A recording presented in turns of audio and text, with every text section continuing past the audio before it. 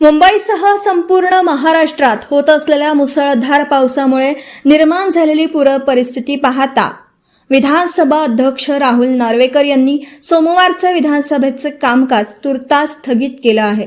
आता पुढील बैठक मंगळवारी सकाळी 11 वाजता होणार आहे।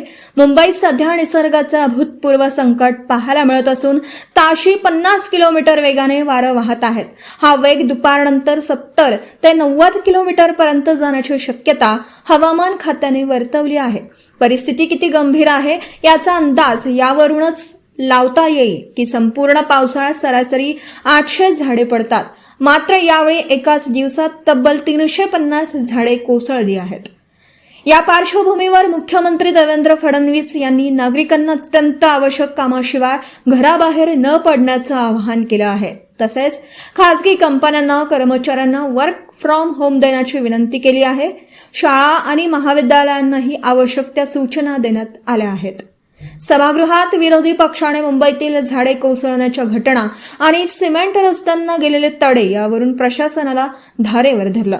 त्यावर उत्तर देताना मुख्यमंत्री म्हणाले की महापालिका, एनडीआरएफ, पोलीस आणि महसूल विभाग या सर्व यंत्रणा रात्रंदिवस मदत कार्यात तैनात आहेत। तसेच युवकांनी सध्याच्या परिस्थितीत धबधबे आणि डोंगराळ भागात पावसाळी पर्यटनासाठी जाणं पूर्णपणे टाळावं असे कडक आवाहनही शासनातर्फे करण्यात आलं आहे।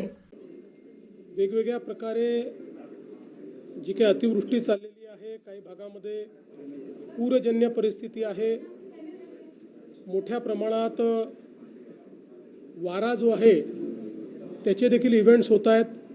त्यामुळे दरड कोसळणं किंवा मोठ्या प्रमाणात वॉटर लॉगिंग होणं असेही अनेक प्रकार आपल्याला या ठिकाणी पाहायला मिळत आहेत।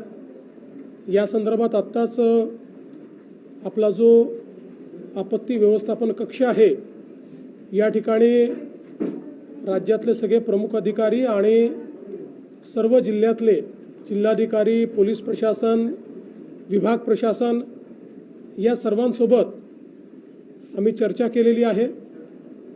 जी काही माहिती आहे ती माहिती त्यांना ऑलरेडी शेअर केली आहे। त्यानुसार त्यांनी काय प्लॅन तयार केलेले आहेत या संदर्भातली त्यांच्याकडनं माहिती जाणून घेतली आहे। त्यांच्या काही अडचणी असतील तर त्या समजून घेतलेल्या आहेत। विशेषतः मुंबईमध्ये आज 3 वाजतापासून हायटाईड आहे, भरती येणार आहे आणि मोठ्या प्रमाणात या भरतीमुळे त्या कालावधीमध्ये जेव्हा पाऊस होईल त्यावेळी काही भागामध्ये वॉटर लॉगिंग होण्याची संभावना आहे।